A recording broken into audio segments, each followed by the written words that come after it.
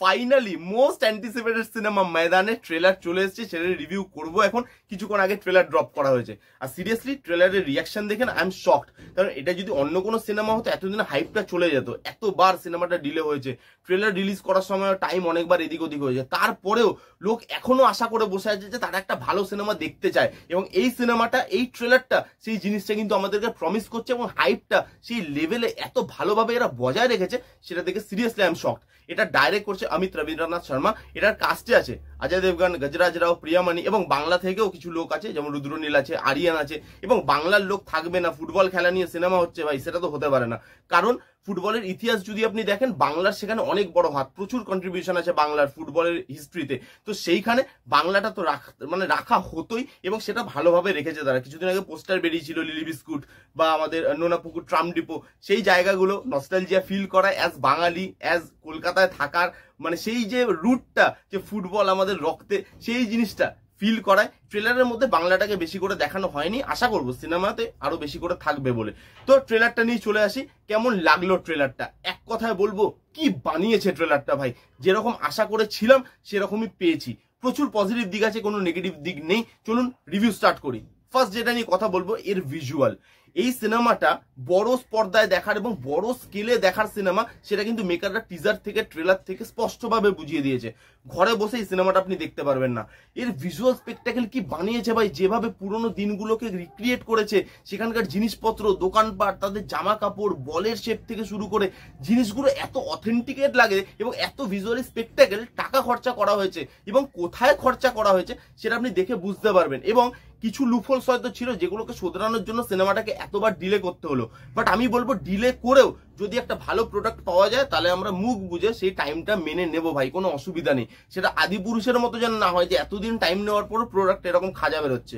But এই সিনেমাটা visual spectacle আপনাকে আউটস্ট্যান্ডিং দিচ্ছে, দেখতে আপনার ভালো লাগবে। এবং যখন সিনেমা হলে বসে আপনি ওইটা দেখবেন না, আপনার গায়ের লোম খাড়া হয়ে যাবে, এটা গ্যারান্টি দিলাম। সিরিয়াসলি হয়েছে আউটস্ট্যান্ডিং ভিজুয়ালে অর্ধেক মেরে দিয়েছে ভাই, হেভি করেছে ভিজুয়াল। নেক্সট যেটাই কথা বলবো, কাস্টিং।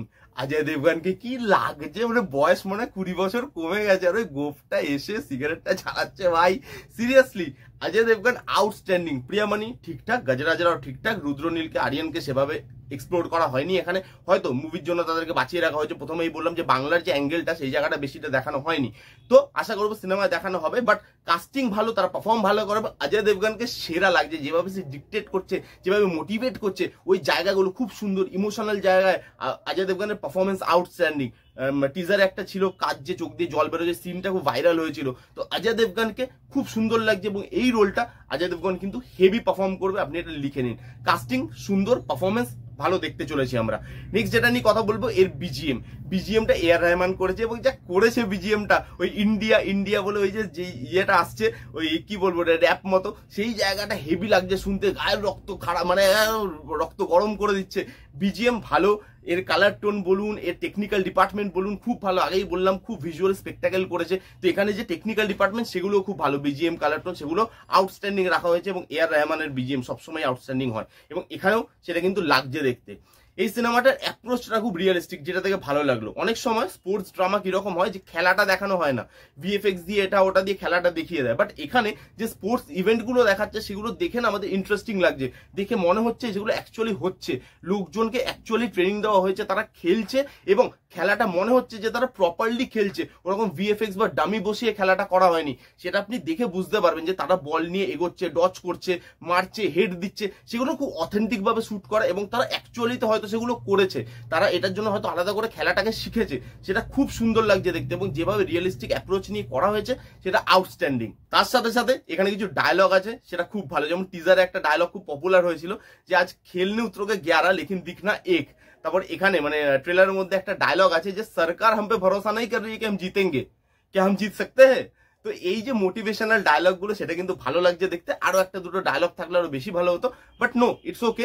আমার এখানে যেটুকু ডায়লগ আছে, সেটুকু powerful dialogue, impactful. Ajay Devgn যেভাবে সেটাকে পোর্ট্রে করেছে, যেভাবে ডায়লগ ডেলিভারি করেছে, সেটা খুব সুন্দর লাগে। এবং ডায়লগ রিটেন কিন্তু বেশ ভালো হয়েছে। সিনেমাতে আরো ভালো ভালো ডায়লগ কিন্তু থাকবে তার সাথে। এবং লাস্ট পজিটিভ পয়েন্ট, ট্রেলার কাটিংটা ভালো হয়েছে। খুব ছোট ট্রেলার করা হয়েছে, বেশি কিছু দেখানো হয়নি, জাস্ট মুভমেন্ট গুলোকে দেখানো হয়েছে, যে সরকার কিভাবে ঢুকছে, এবং সরকারও কিভাবে মানে এদের ওপর ভরসা করছে না, যে ইন্ডিয়া অলিম্পিকে গিয়ে খেলা জিততে পারে, সেই জিনিসটা তখনকার দিনের ইন্ডিয়ান গভর্নমেন্টও বিশ্বাস করছে না। তো সেই জিনিসটাকে যেভাবে দেখানো হয়েছে সেগুলো কিন্তু খুব ভালো। সে অল্প অল্প করে মোমেন্ট রাখা হয়েছে, সরকারের কিছু মোমেন্ট, খেলার কিছু মোমেন্ট, কোচিং করছে সেরকম কিছু মোমেন্ট, অজয় দেবগনের ফ্যামিলির কিছু মোমেন্ট, এরকম কিছু ছোট ছোট মোমেন্ট রাখা হয়েছে যেগুলো কিন্তু দেখতে ভালো লাগে এবং ট্রেলারটা খুব শর্ট অ্যান্ড ক্রিস্প করে মুভি দেখার ওই এনার্জিটা বা ওই ইন্টারেস্টটা আমাদের জন্য আরো বাড়িয়ে দেয়। তো ট্রেলার কাটিংও আমার জন্য বেশ ভালো।